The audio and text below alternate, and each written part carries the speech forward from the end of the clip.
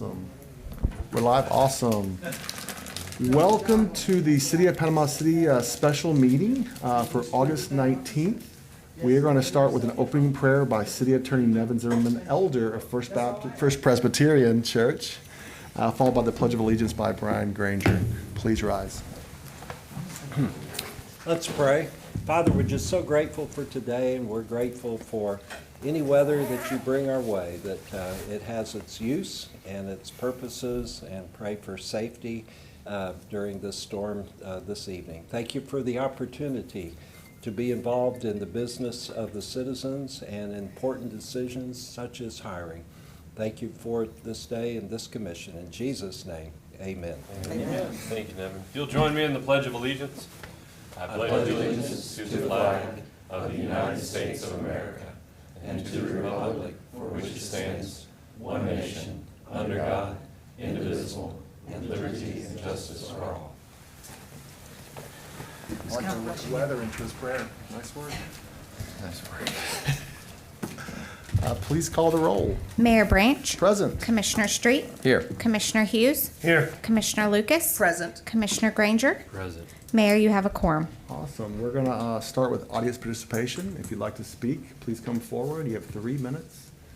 Please list your name and address for the record.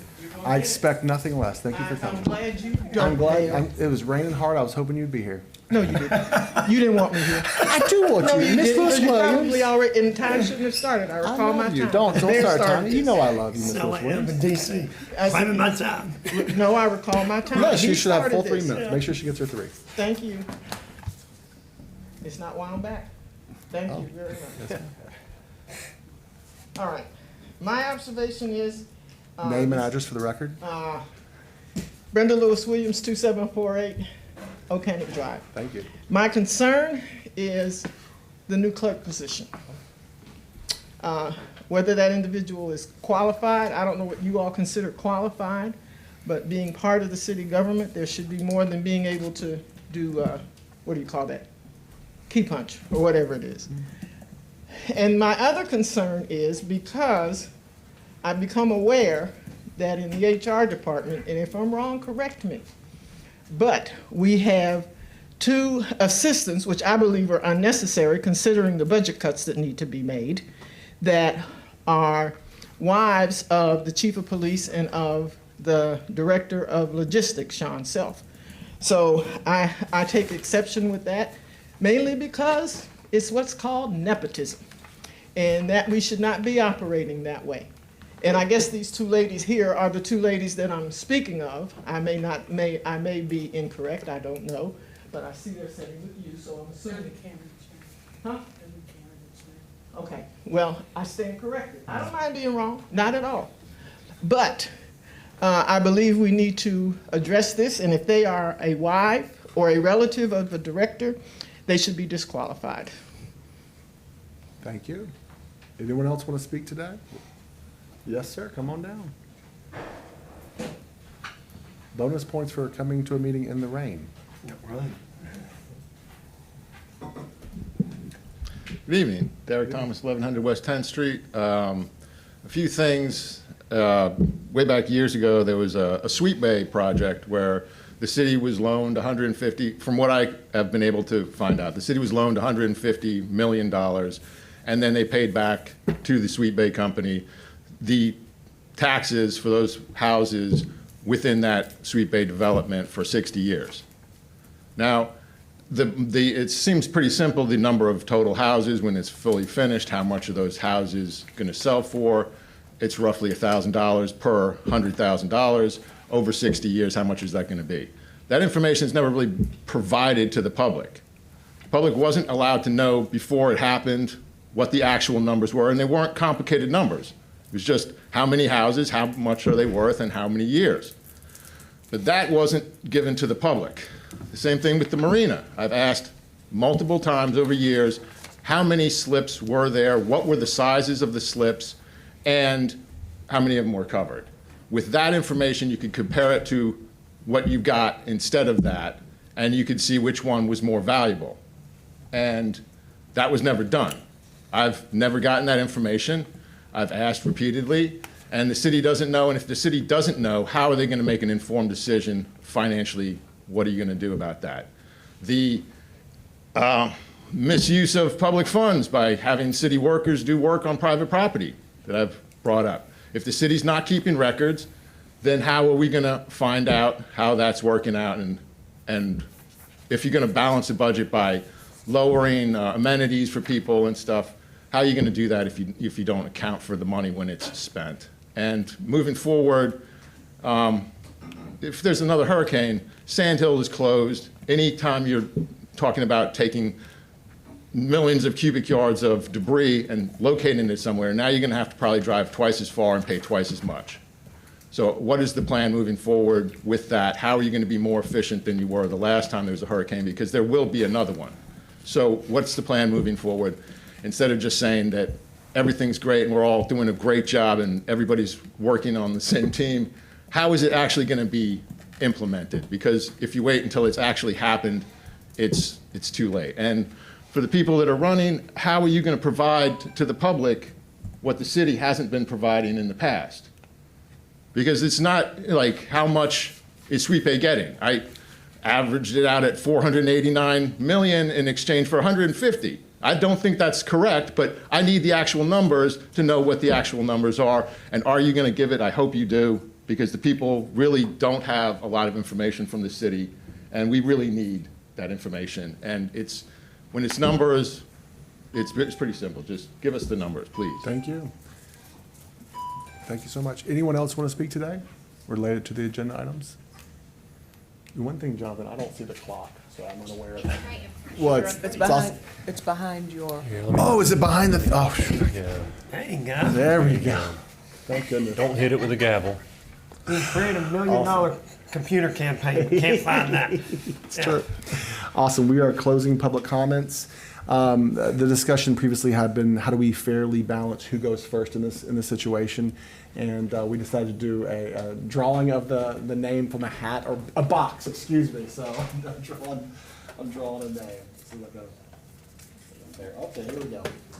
Leslie's going first. Yes, sir. Awesome. And we also had discussed, we can't force anyone to leave a meeting, but we had discussed previously that one of the applicants would go with one of the city staff just to maintain, I wouldn't say privacy, but clarity of the conversation. And then we're going to open up with 10 minutes or a 10-minute cap. You don't have to take every moment, but you're welcome to. And you come sit down right in front of us. This is my first interview with a clerk, so I'm Right, new at this. I'm following the Apparently, we start with a little game where we It's draw already names. going better than the last interview process that we went through. Hey, now. I do love this setup because Jonathan gets put in the corner. That's because he's running this one. Oh, Good save. Nice, Brad. Awesome. Or did we lose Brian? Where did Brian go? He's over there with his Awesome. tape. Great to see you in person. That's right, it's different phones, it's different face to face. is that all? Yes. A little IT problem there? Apple problem. No, don't say that, Brian. Don't say that. Thank you so much for being here. Thank you. And you're welcome to talk as long as you, well, not as long as, like up to 10 minutes or as short as you'd like. All right, well, And then we're going to move into Q&A after that. so let me know, you can hear me. Okay. Yeah. All right, well, good evening, Mayor, Commissioners, City Manager, City Attorney, Interim City Clerk and Treasurer, and residents of Panama City. Thank you for the opportunity to discuss my candidacy for this role. I'm here tonight because I have a deep passion for public service and a clear vision for the dual responsibilities of City Clerk, City Treasurer. Over my career, I have spent 20 years managing complex government and nonprofit financial programs at the federal, state, and local level, as well as developing successful public-private partnerships. I have navigated massive federal compliance systems, overseeing critical nonprofit capital allocations, and managed high-level state funding with private stakeholders. But the past 2 decades have taught me a fundamental truth. While federal, state, and large nonprofit programs set broad policies, it is local government that actually delivers the program. Local government is the most important because they directly shape the daily lives of our residents. Federal policies are distant concepts, but local government is the drinking water out of our tap, the roads we drive on every day, and the vital utility infrastructure that keeps our community running. Local stewardship is where our city's good intentions meet the reality of the checkbook.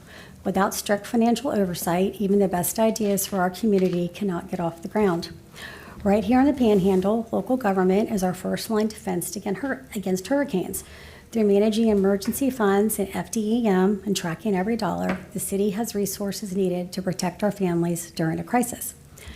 The unified role of a clerk treasurer is vital because it connects operational transparency with financial health. The clerk side is the backbone of open government, ensuring public records are maintained under the sunshine laws, managing the minutes, coordinated elections, issuing legal notices. The treasurer side protects the ledger. When you combine the two, this position is the guardian of municipal truth and fiscal responsibility, providing the commission with the data you need to lead with confidence.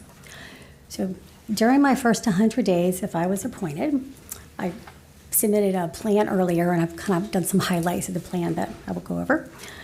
But accurate records and clean financials are the bedrock of public trust. Citizens, auditors, and grant makers rely on an organized clerk's office and a disciplined treasury to verify the city is operating legally and responsible. If appointed, I would immediately execute a targeted 100-day plan to address our most pressing operational issues. My first priority would be to complete the 2025 audit. I would work on delivering all documentation needed to our auditors so we could file the audit with the Florida Auditor General and the Federal Audit Clearinghouse. Next, I would use any auditor findings to permanently correct and hopefully prevent any future accounting errors in the future. Next, we want to work to make sure our utility billing system is always accurate. To do that, I would work directly with our billing team to update how we can catch mistakes and flag unusual bills like sudden usage spikes or zero usage before they ever go out to the public. At the same time, we can coordinate with our public works crews to physically check broken, old, and non-reporting meters as the city works on their replacement plan. We can also manually review and verify complex or disputed accounts when discrepancies pop up. The city's goal would be simple. We'll fix our systems, check our hardware, and ensure that our residents only pay for the water that they use. Third, in order to protect and increase our grant funding, we'll create a centralized registry of all state and federal grant awards across all departments. By centralizing this information, we ensure our grant data is accurate in real time, making financial reporting seamless and transparent. During the second month, I would work towards building internal controls to protect our citizens. We'd start with ensuring there is a strict separation of financial duties so no single person handles financial transactions without oversight. Next, we would make sure that all accounts are reconciled within 30 days at month's end, going with government's best practices and what Florida Department of Financial Services framework requires. These accounts include cash and investments, receivables and payables, payable liabilities, and interfund balances.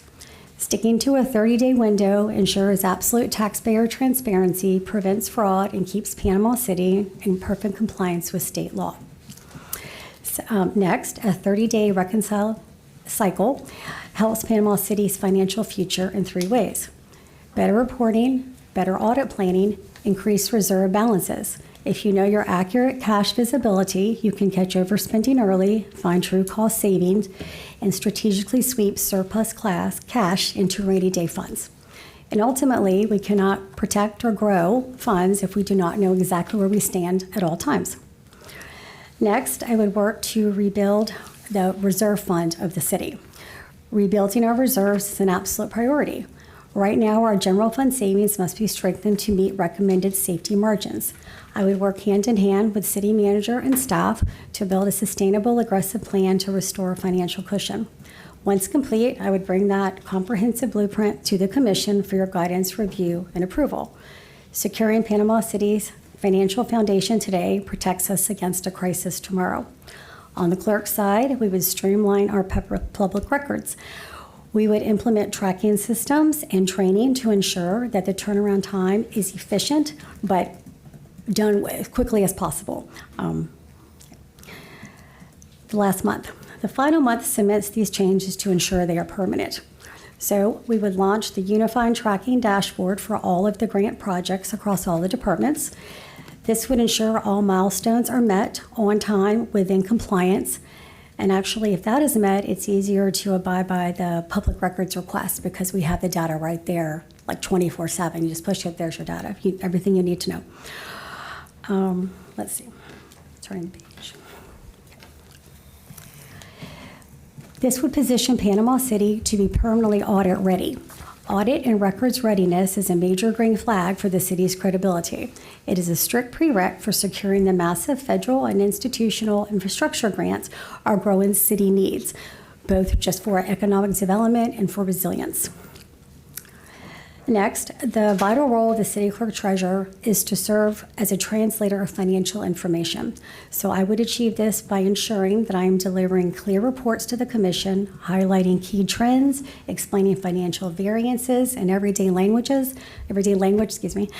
and flag risk early. When you fully understand the story behind the data, you are empowered to make confident, proactive governance decisions.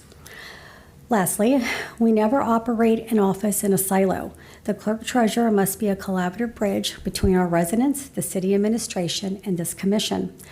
Leveraging my deep background in public-private partnerships and governance, I would help Panama City navigate agreements, protect public records, and ensure infrastructure growth aligns with actual cash flow. By prioritizing this teamwork, we will eliminate any financial surprises that could erode public confidence and also build a transparent government that our community can trust. In closing, municipal stewardship is not about rigid bureaucratic control. It is about building unshakable confidence. It means giving our residents confidence that all public records are open, all meetings are accurately documented, and their tax dollars are managed with absolute integrity, knowing that every dollar we optimize directly improves their neighborhoods, hardens the infrastructure, and secures their daily lives. It means giving state, federal, nonprofit, and private partners confidence that Panama City is a low-risk, high-responsible, and resilient investment. It means giving you, our mayor and commissioners, city manager, city attorney, city staff, and the citizens of Panama City, the confidence that your vision for the city is backed by operational and financial reality. Thank you. Awesome. That was, yeah, that very cool 100-day plan. That's super cool. We're going to move into Q&A, and who would like to, the board to start us off with Q&A? You'll want to rotate questions? Sure. That's fair. That way one You wanna go person first? doesn't- I've never done this before, so. Okay, we'll rotate questions. You get one Yeah, I like question. that, one at a time. Okay, who wants to Who go you gonna first? start first? I don't care. I'll start. What gave you the idea first, just I'll give you the easy one, what gave you the idea to do a 100-day plan? That was super smart. When I started at Apalachicola, I'm sure everybody is aware, we had a lot of compliance issues and the state was coming to take the water and sewer. And so there was a lot thrown at me at one time, just a lot. So I came up with a plan, I wanted to manage it. And I know coming here to a larger city, it'll be the same thing. There's a lot being thrown at you. There's always a lot when you work in municipal government. We work all the time, right? So having a plan, it's like a blueprint that I can check my progress, you can check the progress, and the citizens can check our progress. And I think it's very transparent, so they know exactly what we're doing. Yeah, super smart to do that. You know, And she's working in 30-day increments. I like that. It's manageable, trying to make it manageable. Anybody got a question? Yeah, go for it. Anybody? Yeah. You want to add it? Would we add anything to this? I mean, this is pretty comprehensive. I was trying to think, what else would I be like, oh, they should definitely do this too. I have a question Go in for it. reference to the 100-day plan. How did yours manifest in Apalachicola? You made the plan, did you hit it in 100 days? Did you exceed it? Tell me about that experience. So I think in Apalachicola, there were many aspects that I definitely hit in 100 days. But there were some where, you get into a project and maybe you don't realize the level of compliance issues, and it does take a little while longer. So I would address that. I started off having bi-weekly town hall meetings for the residents because the residents had said there's not enough transparency. So if I went in and said, I was working on this, I'd hope to be finished, however, X, Y, and Z came up, but this is what we're doing. We were just transparent and told everybody what we were doing. But we tried to stick with it as much as possible, knowing that you always have to have flexibility built in because, you just never know, what's going to happen. But I do like to work with some sort of blueprint in my everyday. Thank you. I'll go. Yeah. I'll go. So, first of all, on the 100-day plan, I feel very heard from the standpoint of it's very obvious. You've been listening to some of the stuff that we've been going through and following along very astutely. So I do appreciate that from the standpoint of definitely being able to have kind of an outlook of how you would tackle some of those things. There were a couple of things I just wanted to ask, like, so specifically on the CPA side. So you're not a full No. CPA.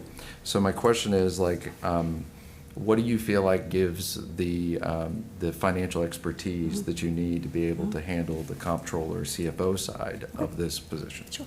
So I just finished with my certified federal government executive course. I just finished all my exams, got this one, waiting for the certification to come in the mail. But I've been working in government finance and financial programs for over 20 years. I'm currently managing $150 million worth of projects, almost single-handedly because we don't have the staff. I do all the grant accounting, I do all the reporting, I do all the compliance. I've gone through 4 successful audits. I haven't had a single finding. It's been an excellent year. I work with strategy, I work with plans, I'm going to professional development and training all the time. I did go back to school for a public administration certificate after I had my bachelor's degree, specializing like in accounting and all that. And I guess I've been working in the field for so long.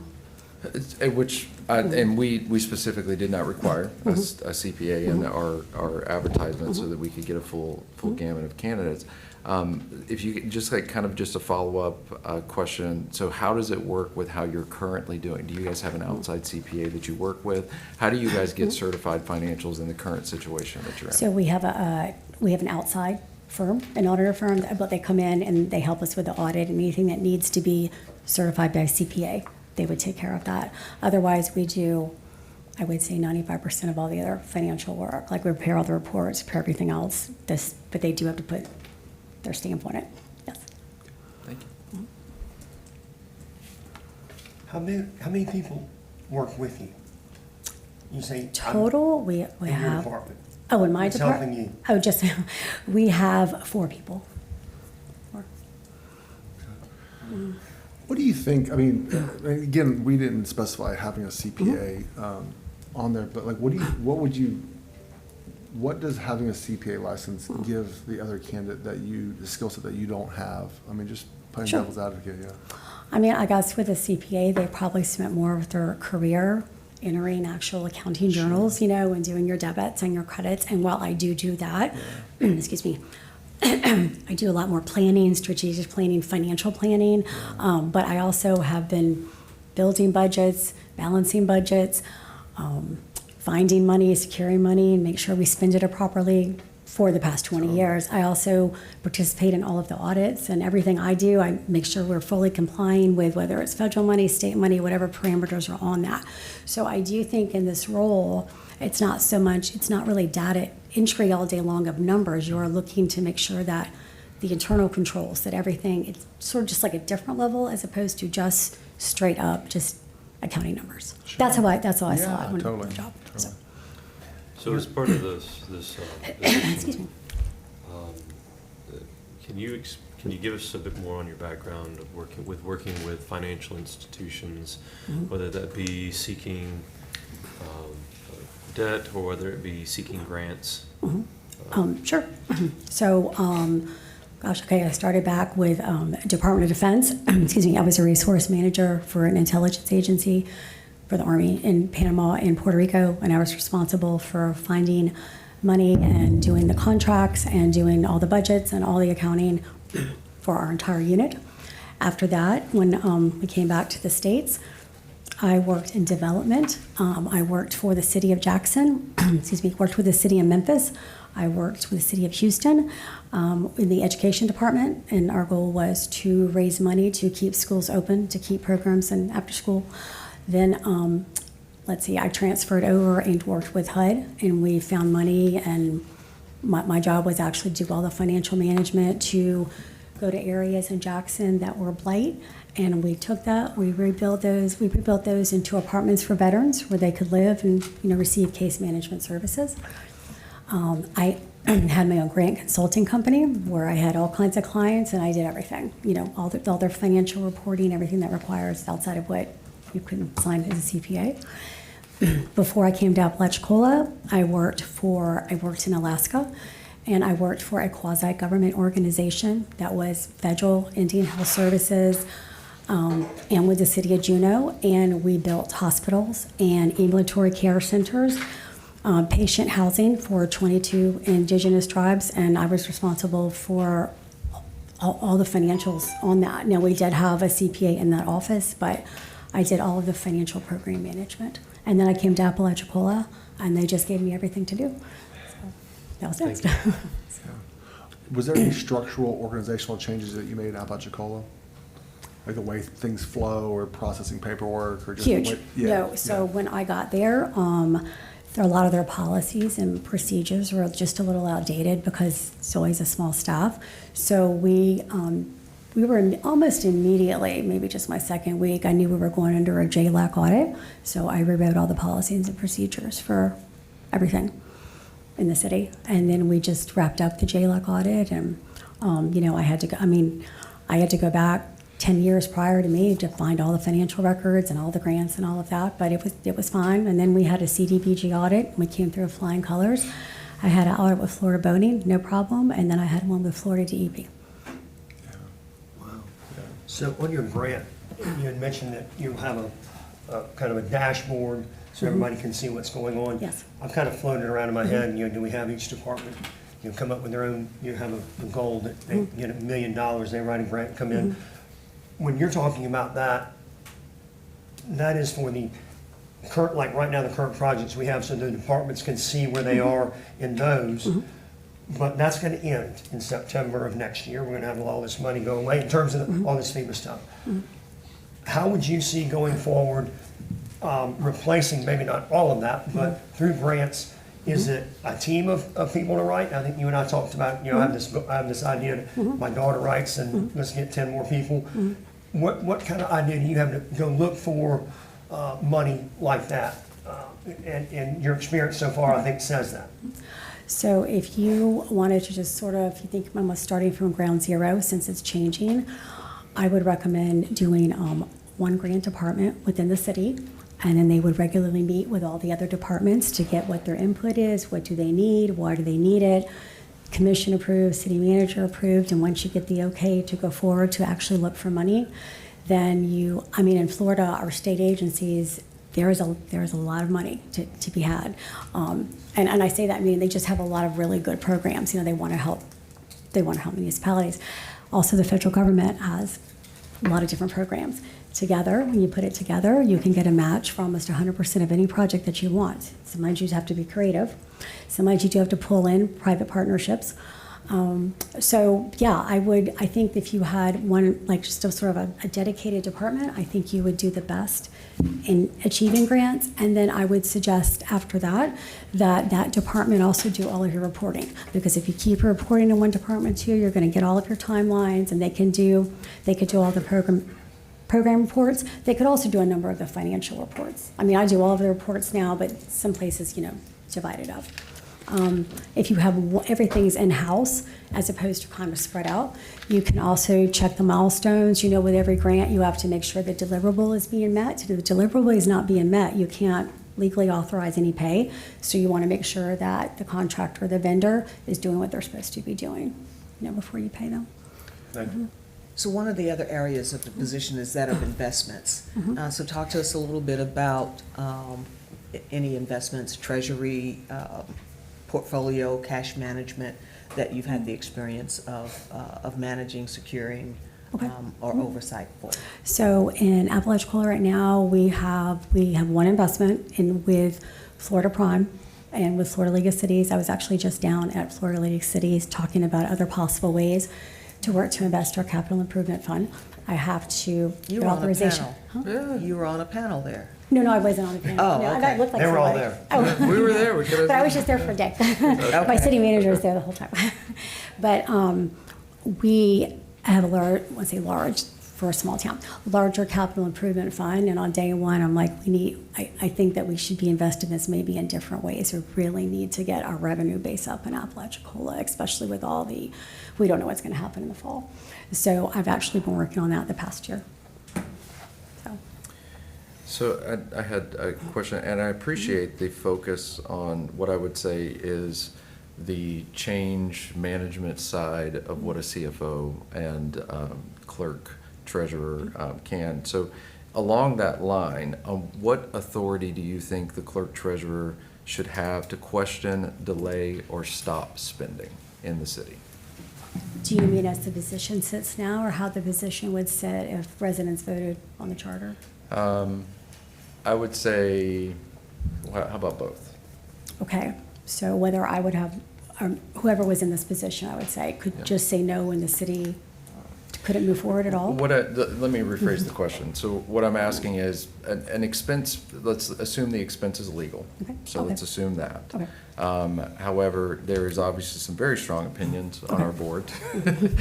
So as how that, what authority do you think that a treasurer should Oh, okay, gotcha. yield in trying to interpret what spending is valid, what should be questioned, what should be Okay. stopped, what should be delayed, what should come to us for a second opinion, like those kind of things? So, I guess in this role, my job is to bring the financial data to you, to explain it, and when I say plain terms, so, everyone understands the data, the trends, where we're going, to give you my best guess estimate of what I think you should do, but I'm just one person. I'm bringing what I have and what I think, I guess, would represent the rest of the city, and then ultimately, it is up to the commission, the elected officials, to represent the taxpayers directly on how you're gonna spend the money. I asked her if she'd tell us no. She said that everybody's asked that question. And I think that's what you're after is, Yeah. no, I'm not. But you said, I'll bring you reasons why. Yes. And so that's what I liked. I would bring you like, if you're gonna do it, you're gonna do it, but this is why I wouldn't do it. And then, ultimately, you have the legal authority. Yeah, But yeah, I ultimately, would we're push held back, definitely, I would, yeah, yeah. She can not write the check. And we, Yeah, and But I think- would push back if I really thought, let's say I thought, I'm telling you, in 5 years, this is not gonna be a good idea. I would have no problem saying that at all. Well, I think, Leslie, my question isn't just with us, it's Uh-huh. also with your counterparts. So we only have 3 people that report directly to us at the commission. It's important that you have a strong working relationship with your peers, but it's also important, just as much as we have a plurality of government elsewhere, that there is a sense of physical independence between those things. So in a time that, like, hey, something, let's just assume it's an expense that's within the spending authority of personnel, department, staff, management, or those things, but yet you may question whether or not the validity of the expense is of good stewardship. Okay. How would you handle yourself in that situation? Okay, so if I felt that it was not in good stewardship, I would address the person who thought it was in good stewardship, and I would, explain these are my reasons, and I would say I'm going to stick to this decision. And I guess if the two of us had to go up in front of you and both discuss, I would stick to why I thought it was no. After we already talked about it though and went through both points, because there has to be collaboration as well. But I don't have an issue saying no if I definitely think that is just not a good decision to make based on evidence, based on data, which is why I'm big on tracking things and just knowing where we stand at all times with financial systems. Thank you. And to that point on tracking things, it strikes me that one process we don't have in place is that of strategic planning. And would you say that strategic plan, that process, having one in place, would help to address some of the concerns that my colleague just asked you about in reference to questioning spending?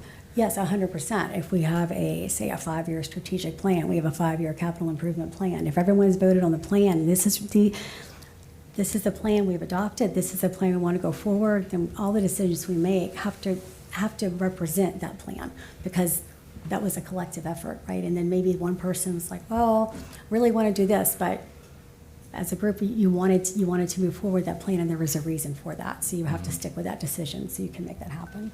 Because I know, like, right now, we're in the middle of our budget workshop, and there are all sides. Everybody has ways they want to spend the money, ways they want to put their line item in, but we have to build up our reserve account down there too. So it's just not going to happen. So I've had to say no to lots of projects recently that they're just not going to make the budget workshop because they can't.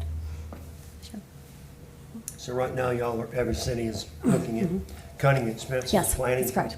You're planning for the worst, but not Right. knowing if it's gonna Correct. happen. What exercises are you going through there?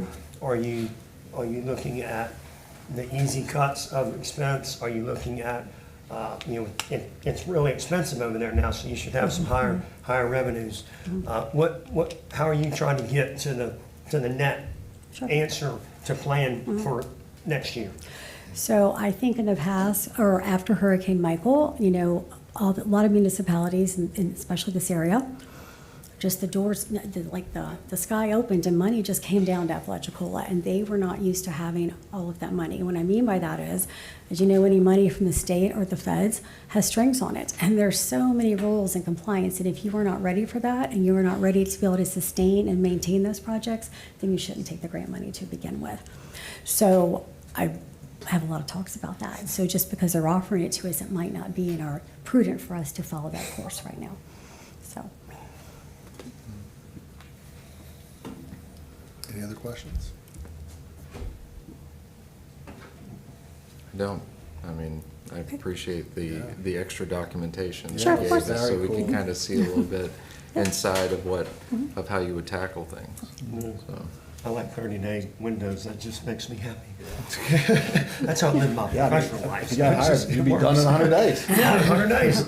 They're gonna get It's time to go. super impressive. Yeah, very good, thank you. Do you have any questions for us? Yeah.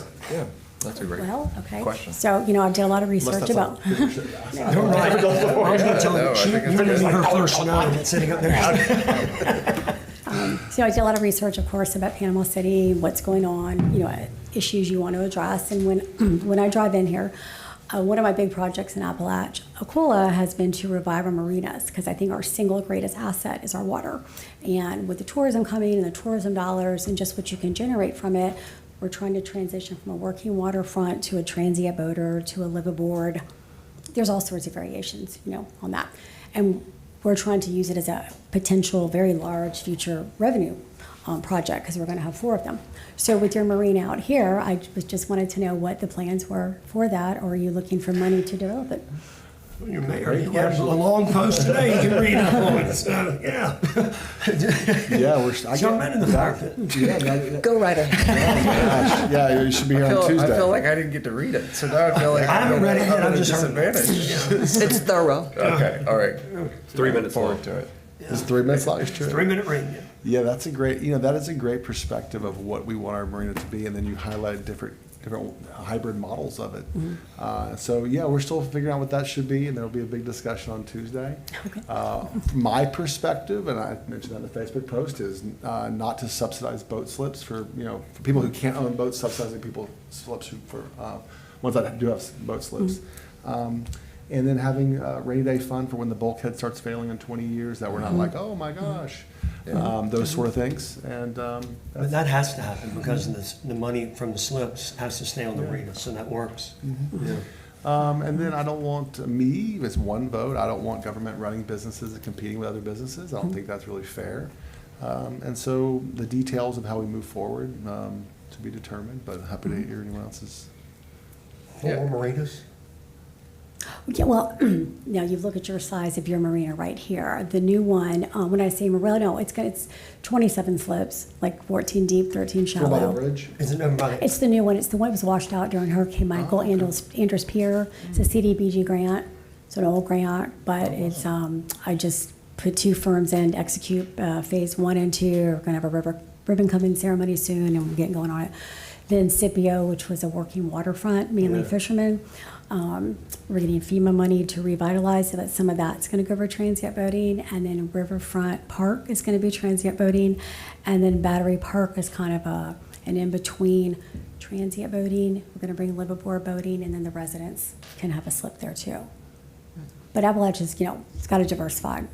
It has to make money. So But a lot of that's on the river then, right? No, it's almost all of it. Almost, yes. yeah, okay. Yes.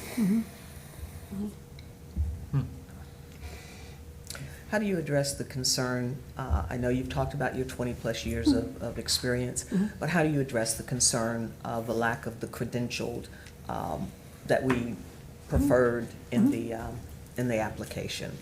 How do you address that concern. Okay. I mean, I guess I could just say, like you referenced the 20 years, you know, I have worked at all levels of government. I've worked in nonprofit, I've worked in public, I've worked in private, I've worked in many different partnerships. I've been to, I want to say 100, probably 100 trainings. I just got my certified financial program through the National Association of Government Accountants. I mean, I feel like I do most of the work on the day-to-day, and I'm always in an auditing kind of mode because that's what grants are, you know, and you have to be compliant with every single thing you do.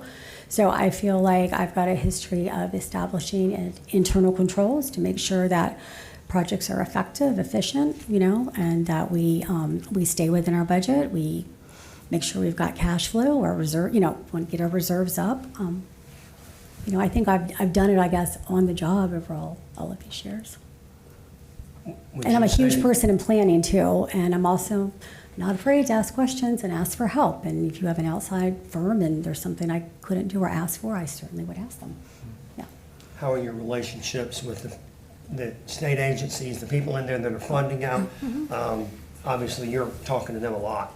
I do. I meet with every project that we have. I like to have at least a bi-weekly meeting with the funding agency because everything is so remote now. And, you know, the minute you go a couple weeks, I don't know, the relationship just changes. They forget about you. You move on to something else. So I like having that check-in to see where we are to make sure the project is done within the timeline, the way it's supposed to. And I drive to Tallahassee once a month, and I go meet with everybody. So we can talk about projects now, money we'd like in the future, get an idea of what's going on in Tallahassee. So I try to be very proactive and sort of advocate for the community and what the community needs. And face-to-face, you know, is usually the best way to do that. You know, one of the interesting things you talked about was the Apalachicola water system, which Yes. you guys are having to go through Yes. a major transition Right. with the utility and state takeover of it. I'm assuming that's coming into play with a lot of what you guys are looking at in your expenses and where you're trying to find Yes. as much Part of it is, savings yes. as you can. Yes, So, yes. The district will stand up on December 1st. Are you a proponent or not of a regional water and sewer system? Even though you're not one that is a bad example, but. That's fine. Okay. Yeah. So when I started, and this came very quickly because there had been that water crisis, I was like, you know, home rule, we can take care of it ourselves. But I will say that Appalachia does have a history, and it's just the utility infrastructure has broken down quite a bit, and it's a small place, and sometimes it can be difficult to maintain. But also, you know, it's hard to fund many different wastewater treatment plants and all the lift stations and all of that. So I've been to a lot of regionalization meetings, and I think definitely if you can collaborate with a neighboring town or one place in the county, you know, pooling our resources, we can probably get more bang, you know, for a buck. But I think it is hard, you know, for a town that old to have always had 100% control of everything, you know, for it to be taken away. And I think that probably Port St. Joe and Appalachia should merge together. They're both small towns, a lot of land, small people. Probably go together. You probably don't need, and then Gulf County they're building a new county wastewater treatment plant, and the city's building one too. So you probably don't need three of them, you know, in that area. So, you know. Can you provide some more information on your experience with Florida Sunshine Law and Public Records?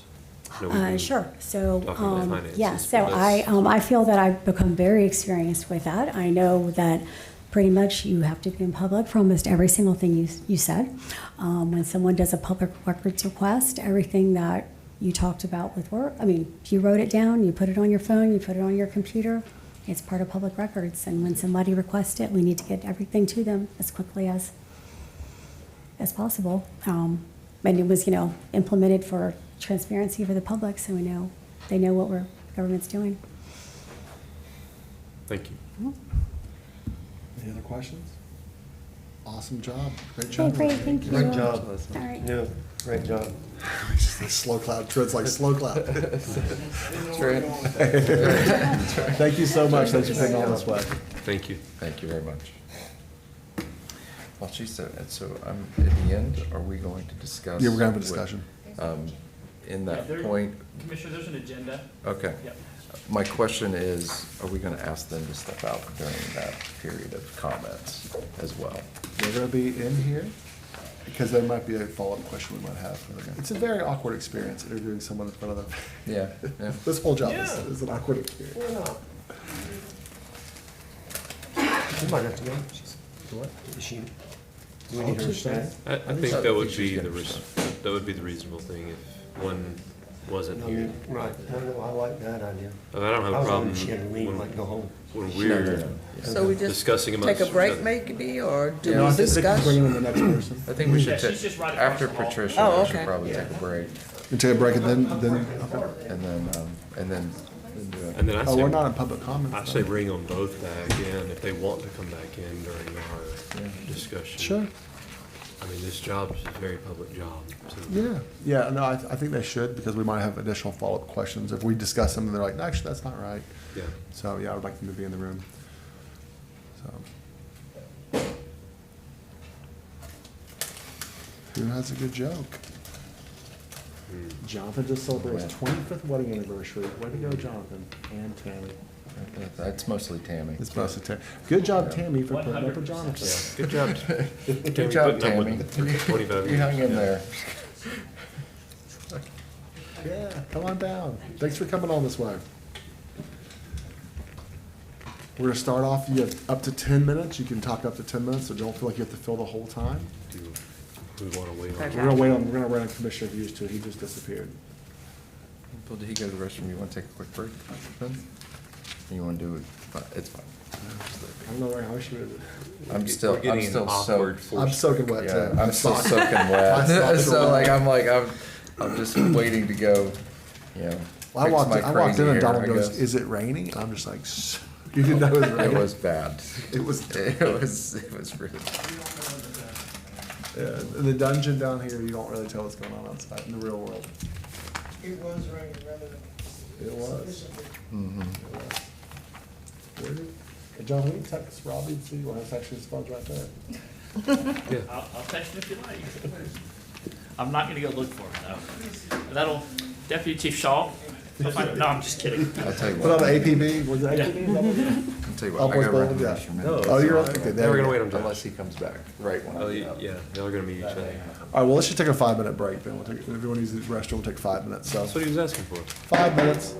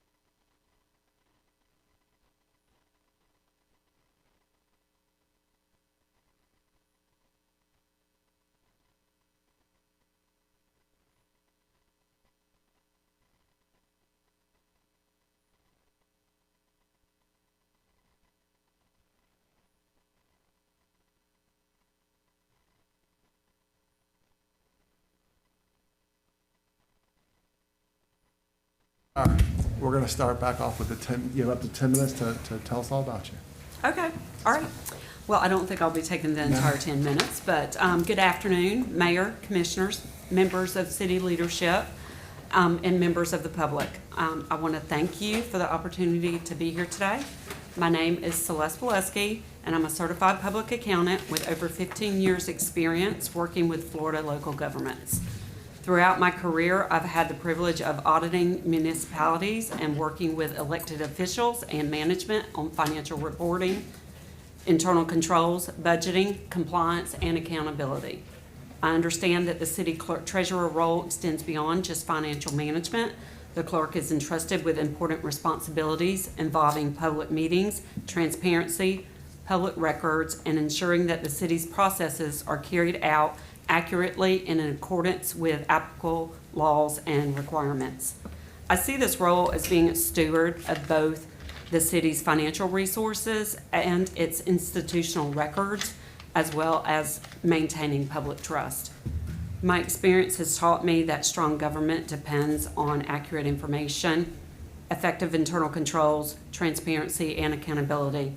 I would bring the same mindset to every aspect of this position. What excites me most about this opportunity is the chance to move from advising local governments to serving one directly and making an impact on the community. If selected to serve, my first priority would be to listen and learn first. I would obtain an understanding of what the Commission's goals and expectations are for the office through appropriate public process. I would also meet with members of management as appropriate to understand their perspective and their responsibilities.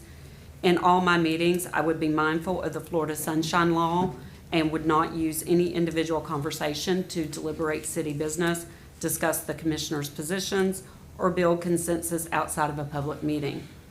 I would spend time with each department's directors and their staff to understand current processes, identify strengths, and look for opportunities to improve efficiency. I would review the city's financial reporting, internal controls, budget cycle, audit status, and key deadlines so that I have a solid understanding of where things stand. My goal would be to build relationships, gain a thorough understanding of operations, and begin adding value without making assumptions or rushing into making changes. Panama City is at an exciting point in its growth and its continued recovery after Hurricane Michael.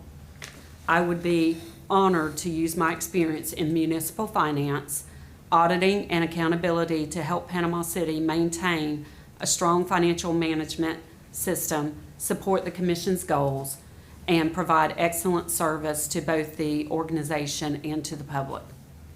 I appreciate your consideration for this position, and I look forward to discussing how my experience and leadership style can contribute to the city's continued success. Awesome. Let's go into Q&A. How wants to start? I'll start with a similar question. The other applicant doesn't have a CPA license. What does a CPA license get you that potentially, or what skill set does that bring to you versus what she has? Well, the Certified Public Accountant exam is a uniform exam that focuses, obviously on the accounting realm. And the path that I took with my CPA license was for my focus to be on auditing as opposed to tax. So with that and the experience that I have, I've spent a number of years auditing financial statements, which allowed me to be able to come into businesses, and it did become my area of expertise to do local governments, but to come in and look at their financial statements, attain an understanding of their processes, procedures, talk to various levels of management as well as the staff to understand how things are done as a whole, and then test transactions to ensure that everything is being accounted for appropriately.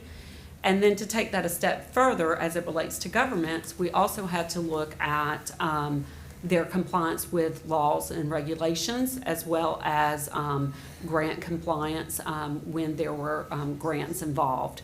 So I have spent a number of my years looking at everything that, from an internal standpoint, the city clerk and treasurer would be reporting on. I would come in after the fact and look at all that and make sure that everything is being done in accordance with the law, in accordance with government accounting standards.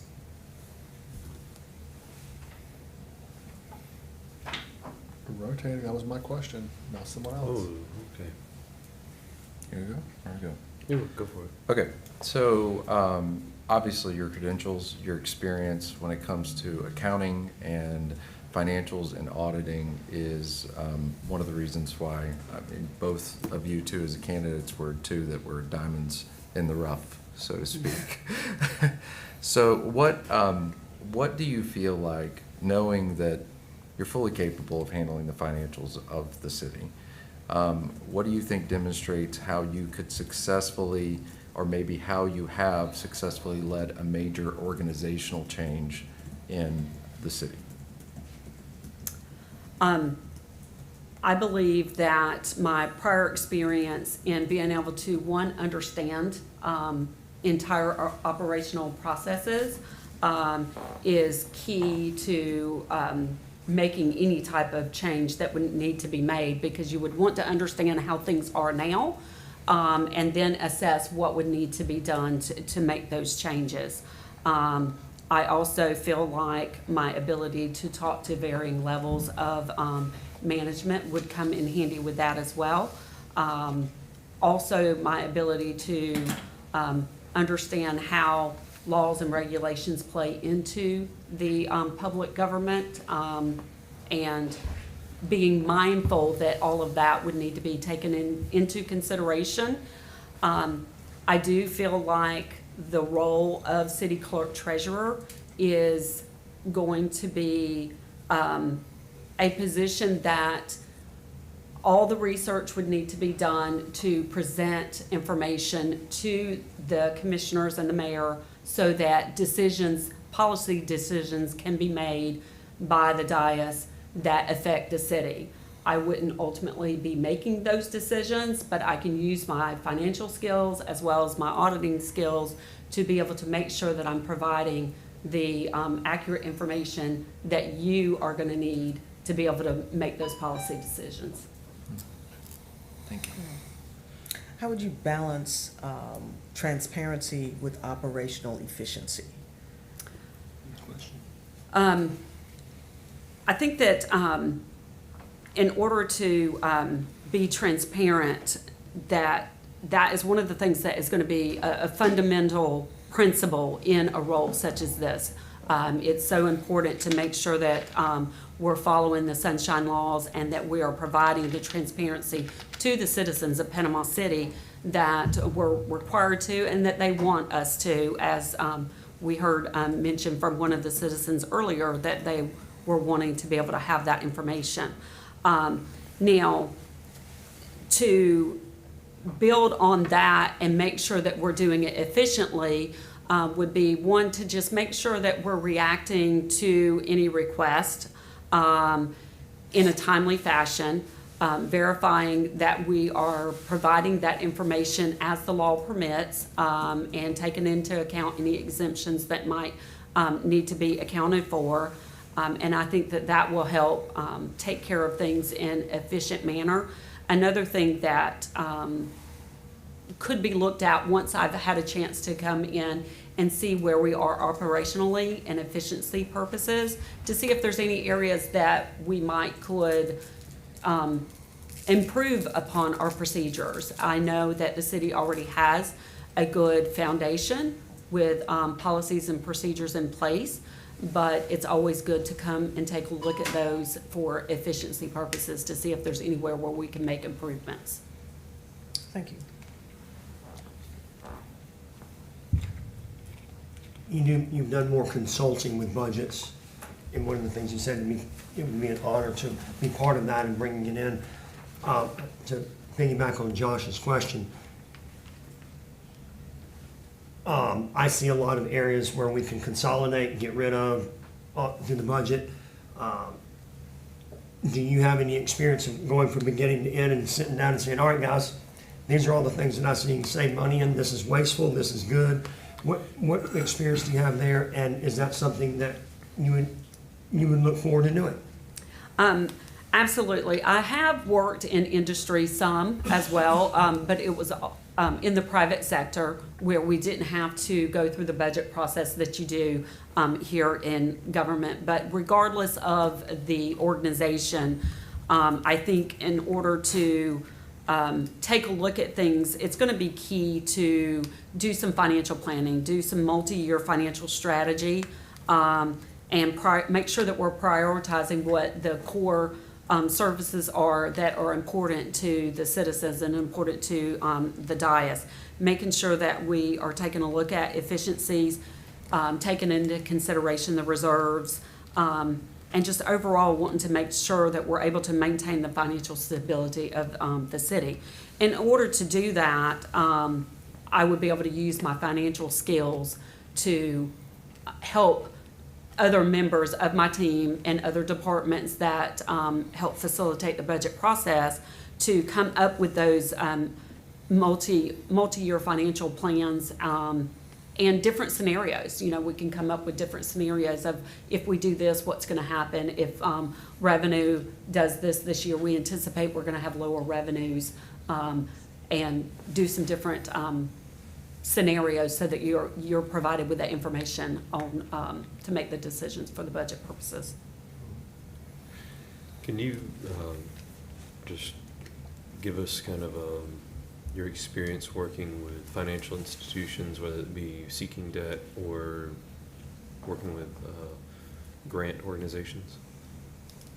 I have not directly worked with a grant organization to obtain a grant since the majority of my experience was on the auditor side. Now, obviously, I have worked with the organizations that have received the grant, and as far as knowing what was needed to be able to report on those grant funds.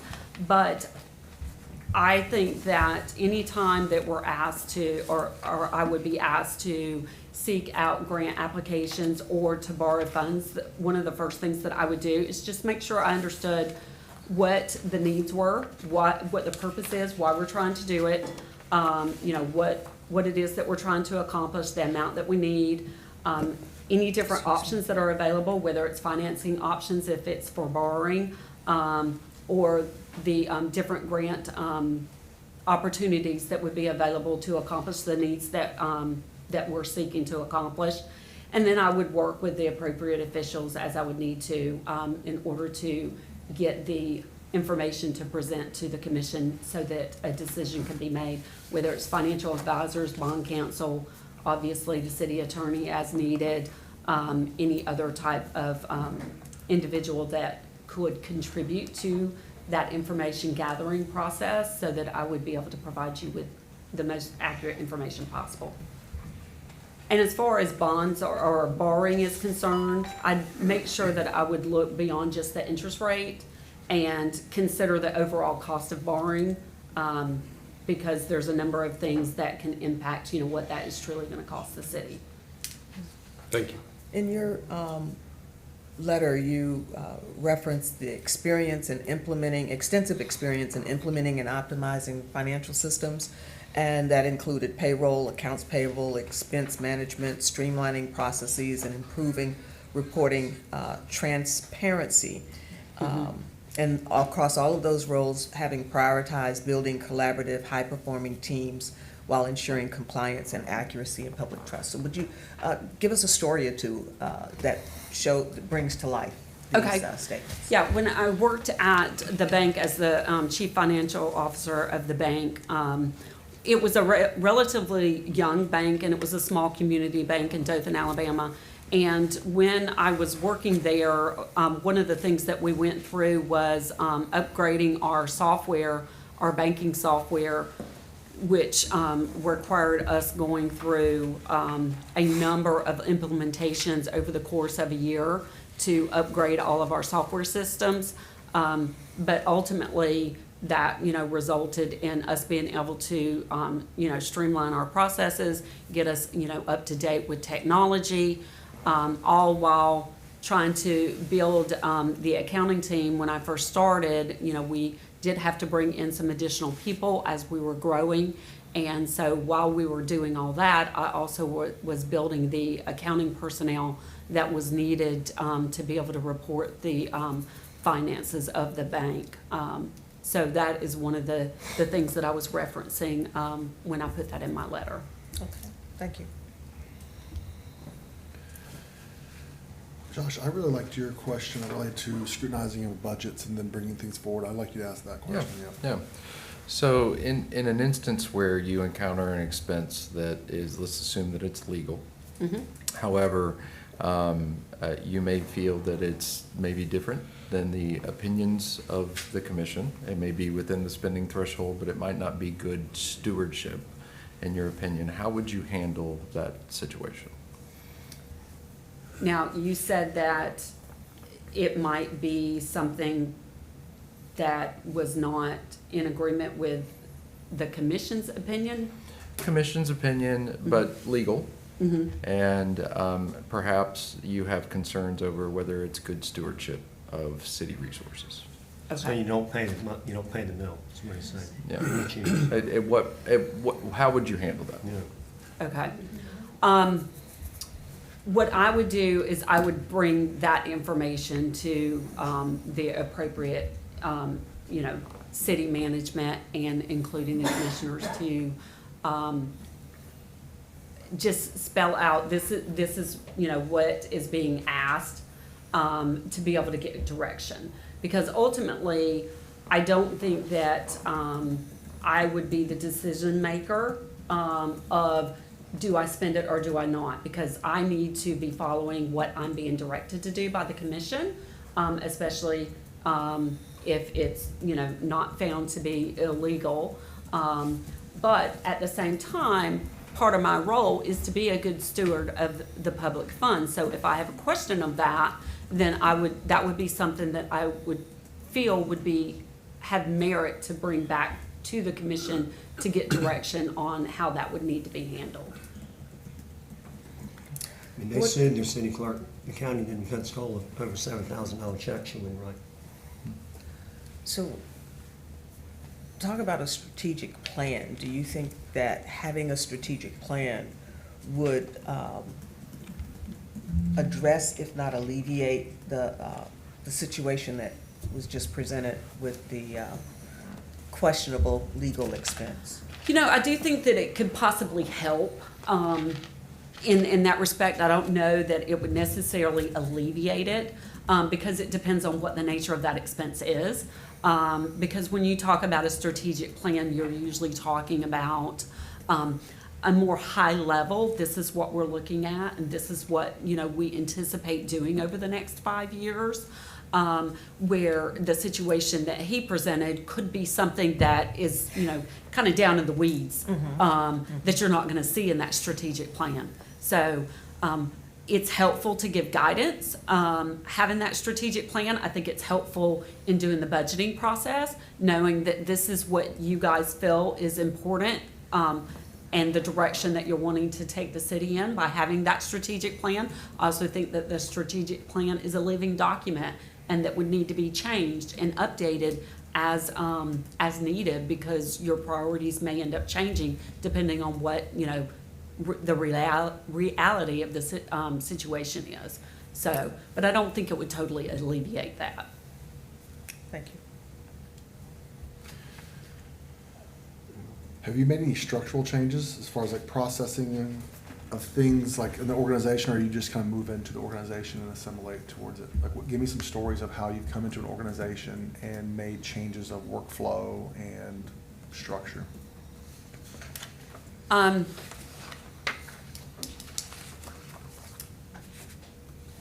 The only example that I can give of making changes to the structure and workflow was when I was at the bank. Just given the nature of my experience, because obviously, as an auditor, we would make recommendation to management for changes of structure and workflow, but I didn't personally implement those.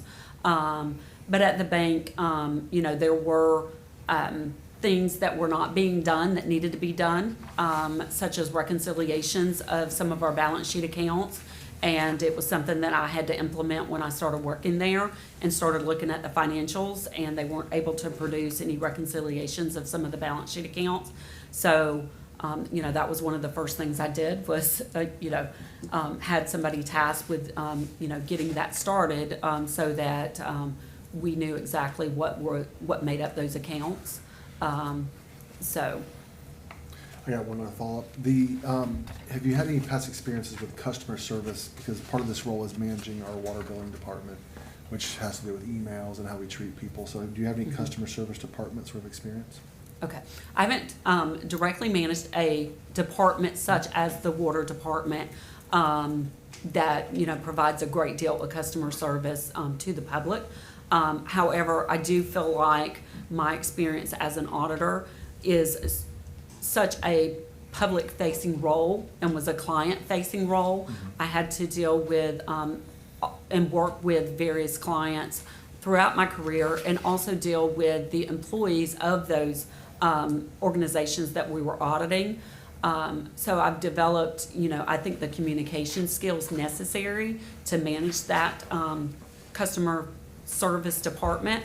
Another thing I would say is that in my experience as a project manager, I've had to communicate with clients, installing software, training them on software. So I certainly have that foundation of being able to speak to the public. Cool. Any other questions? Any other questions?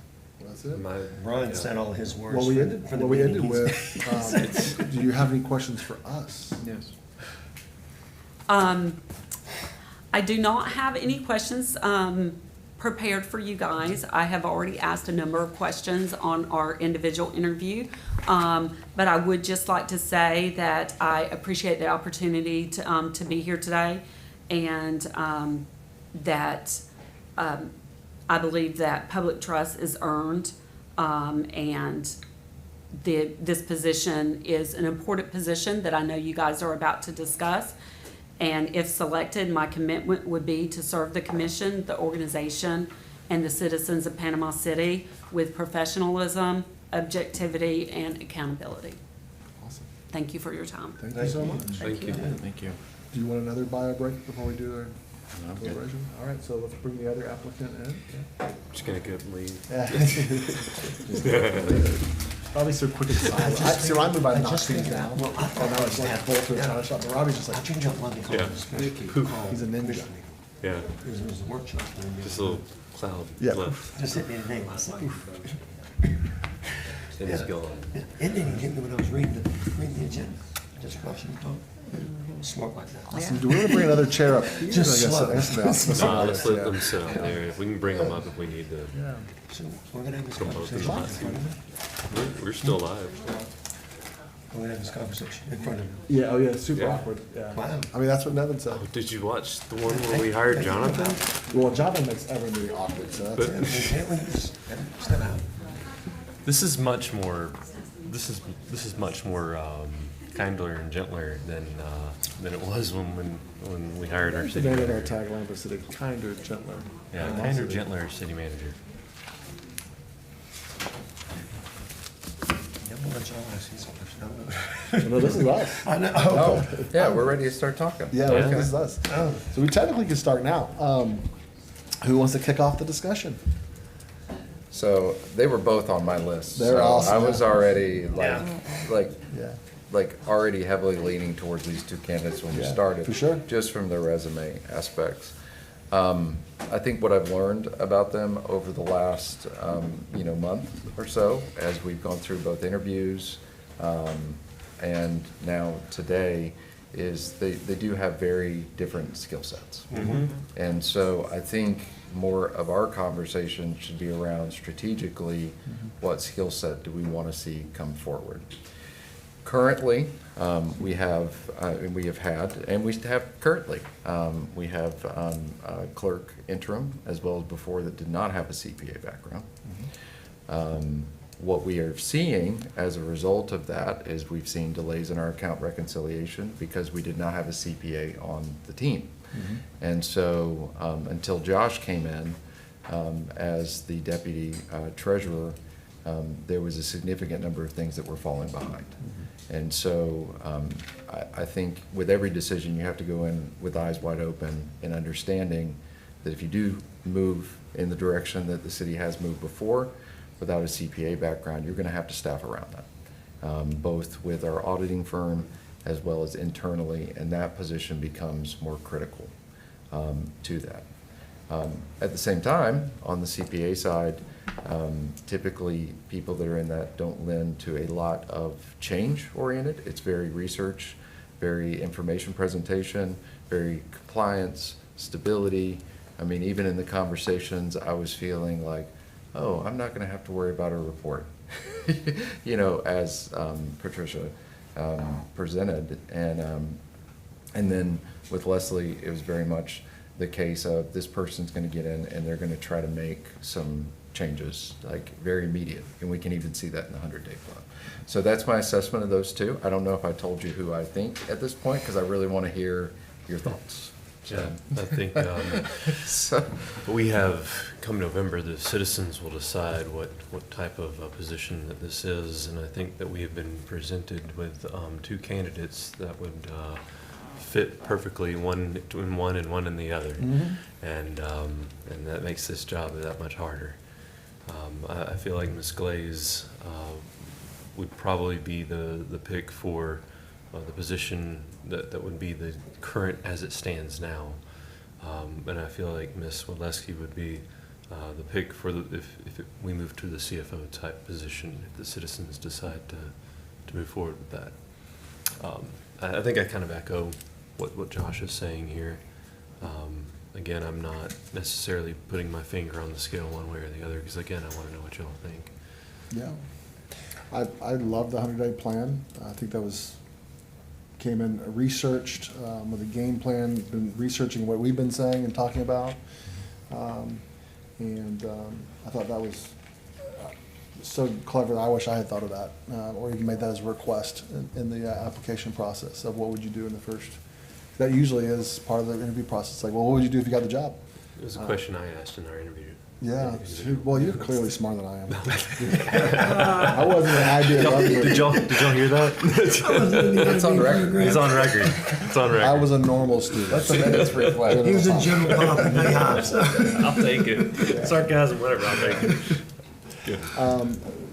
For me, I lean away from CPA skill set because we already have that on staff and we already have clerk type roles, even if that vote doesn't come through. So I lend myself to someone who has a little more experience with all the mechanisms of government funding, CBDG, HUD, grants, fascinating background on grants as well.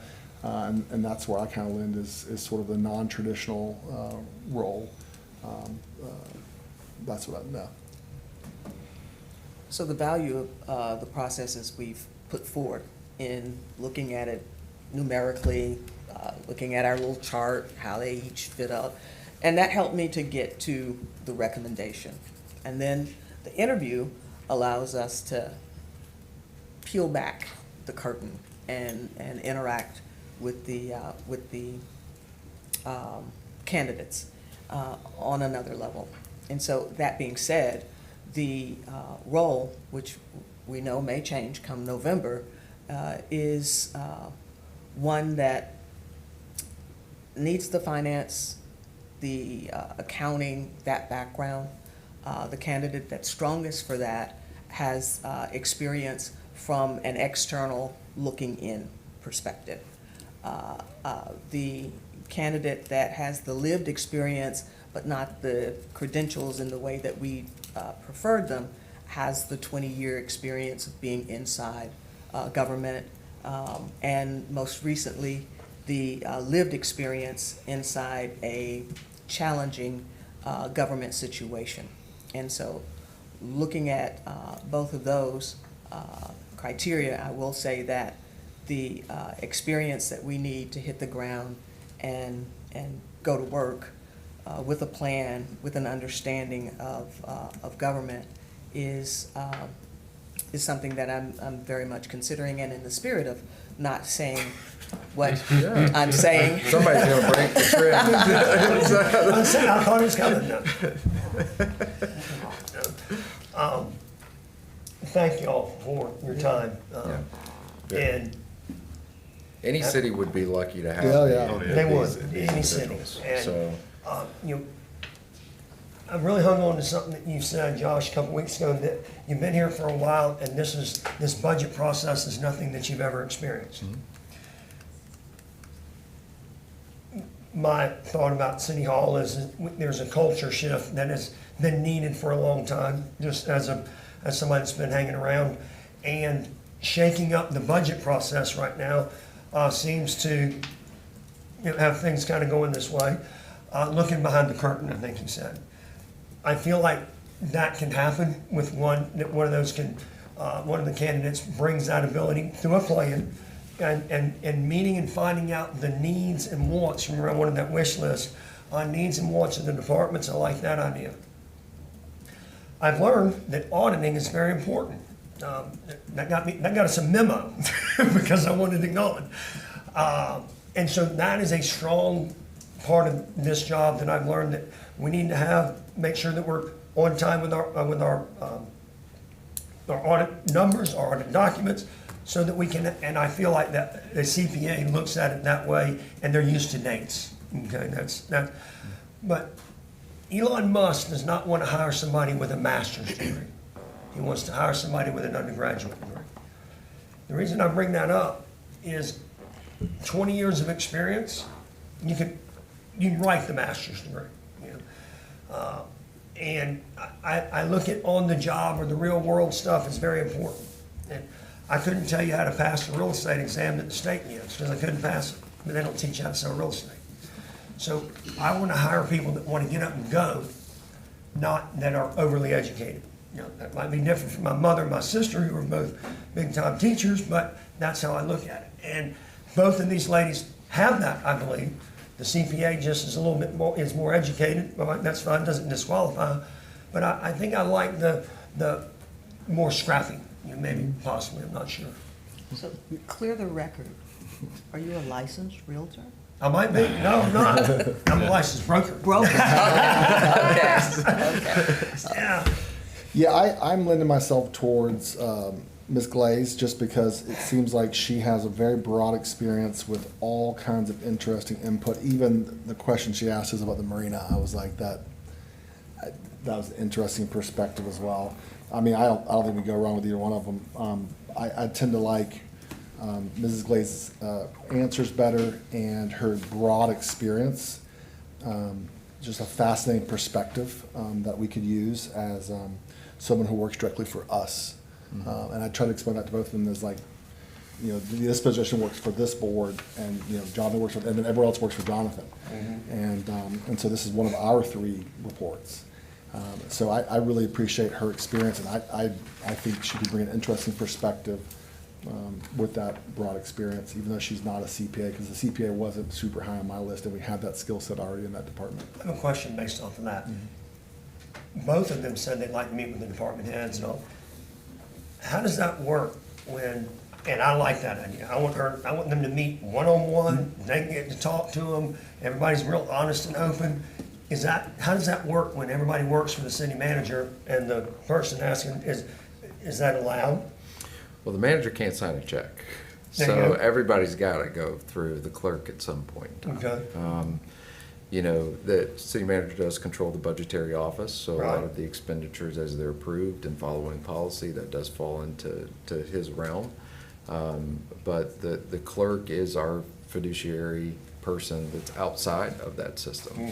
And so it's very important for them to understand the nuances of, one, maybe not being a jerk about things, but at the same time being a very good steward and letting us be aware. And I think one of the things that I noticed, and what I was looking for, that maybe there wasn't really a question to try to ask around it, is the person has to be somebody we can collaborate with. Without a collaboration between your treasurer clerk and the commission, it makes every decision difficult. You question the information that you're getting. You don't know maybe as much as you want. So we've got to have somebody that we feel like, hey, we can all work with individually as well as collectively, because we're going to be, each one of us is this person's boss. And then together we have to make decisions. So for me, is when there's a problem, I like to know that, you know, if Jonathan's got a problem inside his apartment, I don't want to see it on the news. Like, I don't want to see it at the First, commission you wanna meeting. see it on the You know what news. I'm saying? Yeah, you Like, wanna learn about it on the news, yeah. I want a phone call. You know, I want to know something before we get to that point. And my same expectation is with the clerk. You're going to have problems. You're going to have challenges. You're going to have people that make mistakes. And they have to be dealt with. And they have to be dealt with in a public manner. But there's also the aspect of collaborating with us by bringing us that information so we're not caught by surprise. You want to talk about how it makes it very difficult in the community when somebody asks you a question and you don't know the answer to it, and it's because someone hasn't shared that with you. So I think that relationship is also a very important component for us to evaluate. Who can we work with? Who's going to collaborate with us? Because there will be challenges. There's challenges now, there'll be challenges in the future. So, look at me. Like, you're going to say something. I know he does that all the time. I thought there was gonna be Oh, because you of thought I was that. gonna say, I think what I'm hearing is, I'm actually kind of hearing, I think we have a little bit of a consensus inside of what I'm Well, I'm the only one that said a name. You guys are being all secretive. No, well, I mean, I think from where we are today, and, you know, I do think that as we move forward, if we do make a decision tonight, that, you know, there has to be an understanding that the charter could change significantly this position. And the candidate that we select and hopefully, you know, move forward with a final agreement with, they have to understand that their role could change. You know, I mean, and they have to be comfortable with that. Because ultimately, that's not a decision that we're gonna make, that's a decision that the citizens are gonna make. But the money part doesn't change. I mean, the keeping the ledger, right? I mean, that doesn't change significantly. We're taking away the administrative side of that. Of the Right. clerk responsibility. Yeah. But the good news is, both candidates that we have, I don't think that there's any one that's got a clerk, like, primarily background. I think there is, with a CFO position, and I can only speak from my own personal experience, I'm a scrappy financial person, done stuff, gone through things, but I didn't go to school for a CPA. Well, what do I have to have? I have to have somebody with a CPA. I have to have those things. You're just going to have that. But the question is where we're at today, and what's the best to move forward with the decision that we have to make today. And I think for me, that is Leslie at this point, so. Looking at the experience, and that was a key determining factor for me in today's interviews, helped me to clarify that. And as I said before, the experience of being able to say, I've done this, I've done that, and from inside is key. And that was one of the reasons for my experience question of one of the candidates, because we need to keep the momentum going. And the fact that Leslie is pursuing certification in that area, coupled with her experience, knowledge, and I've never heard, and I wanted to remember the statement she said about living accounting, auditing, you know, just breathing auditing every day. That sounds horrible to me. I've never heard that. However, in this context, for what we're looking for, you know, someone who's scrappy, to use your word. I think that's my new nickname for you now. Yeah, scrappy. Scrappy. Scrappy Doo. Scrappy. Oh, boy. Batman, Scrappy-Doo. Yeah, big Scooby-Doo, that gave it a good twist.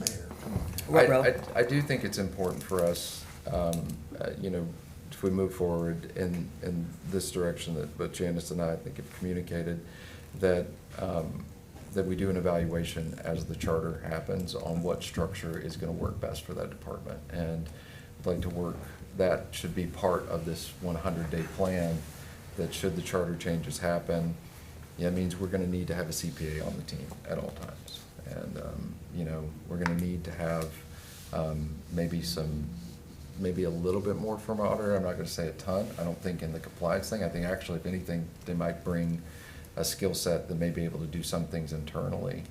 But from an actual physical, financial, accounting, investment, portfolios, those things, some of the stuff you alluded to, Brian, that's gonna be something that we're gonna have to either one, staff around, seek input outside from, or potentially send someone off to training for, so. So staff is looking for a motion today to move forward with one of the candidates, just FYI. Yeah. So by doing that, We're getting we've got there. budget going, we've got a vote happening in November. I agree that having somebody sooner than later on the team to kind of work through, go through that. I asked about both, reading the budget, going through and helping us with it. Both of them, jump on it. And I think that's something that I'd like for whoever we choose to be part of the team sooner than later. Well, I think we're sitting in a good position here because both of these candidates were very, very good. Oh. I mean, incredible. So Even though I hate that we have to pick. that is the tough part. Yeah, that's hard.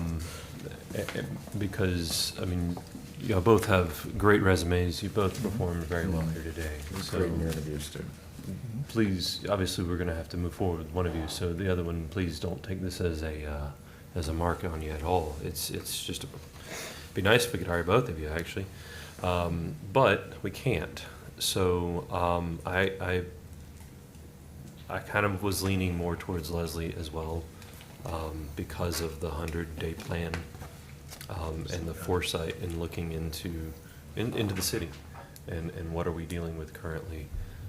So with that, I'm happy to make a motion that we move forward with Leslie Glaze with contract negotiations. Second that. Discussion, and is that the proper motion for this, Nevin? Yes. Okay, just want to make sure. All right, so, Question my motion? well, I just want to make sure that we don't, I know, I'm just tomorrow's like, messing it with should have said I'm May just kidding. instead of. He's a young one, I would question. Yeah. Okay, discussion on Leslie and the path forward. Any discussion on it? I think that's the right decision for today, and I just reiterate that we need to do an evaluation, which will be about a 90-day evaluation at the end of the charter thing, so it's a good point to do an evaluation, Yeah. so. At what point do we do, like, how does this process work with contracts and us speaking into the contract? I'd love to talk about severance pay at some point and having that, like, Right. Or not. Who negotiates that? yeah. Who writes it? Yeah, well, how does that whole thing work? Yeah, city manager would recommend that y'all empower the city attorney to do that on y'all's behalf and give him individually some thoughts and input you'd like to see in the contract, and then he would work with the candidate, and then probably put that on the first meeting in September. I would recommend before getting too deep into negotiations is Nevin to circulate the existing contracts that have been currently for us to review and say things that we might like to change. I like it.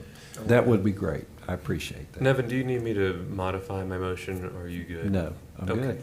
All right. Thank you. Any other discussion? Please call the roll. Commissioner Street? Yes. Commissioner Hughes? Yes. Commissioner Lucas? Yes. Commissioner Granger? Yes. Mayor Branch? Yes. Motion passes 5-0. All right. Thank you for your Congratulations. Congratulations. Very, and thank you very so much. impressive individuals. I will- Absolutely. And do I need a motion to adjourn. Motion So to moved. Any discussion on, no? Please call the roll. Commissioner Street? Yes. Commissioner Hughes? Yes. Commissioner Lucas? Yes. Commissioner Granger? Yes. Mayor Branch? Yes. Motion passes 5-0. That was